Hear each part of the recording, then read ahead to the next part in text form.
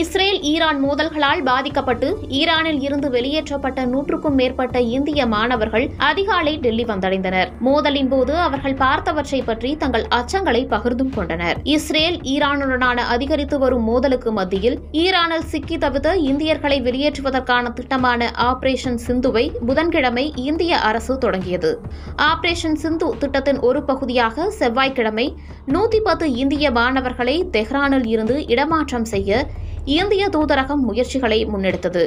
மாணவர்கள் வியாழக்கிழமை அதிகாலை முதல் விமானத்தில் டெல்லி வந்தடைந்தனர்.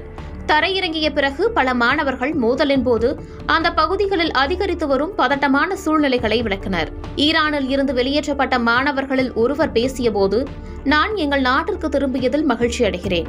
ஈரான் முழுவதும் நிலைமை மோசமாக இருந்தது என்று குறிப்பிட்டார். ஈரானில் இருந்து வெளியேற்றப்பட்ட இந்தியரான யாசிர் ஹஃபர் பேசும்போது, ராத்திரியில் ஏவுகணைகள் கடந்து செல்வதையும் உரத்த சத்தங்களையும் நாங்கள் பார்த்தோம். இந்தியாவை அடைந்ததில் எங்களுக்கு மகிழ்ச்சி. நான் என் கனவுகளை விட்டுவிடவில்லை. நிலைமை சீரடைந்ததும் திரும்ப ஈரானுக்கு போவோம் என்று குறிப்பிட்டார்.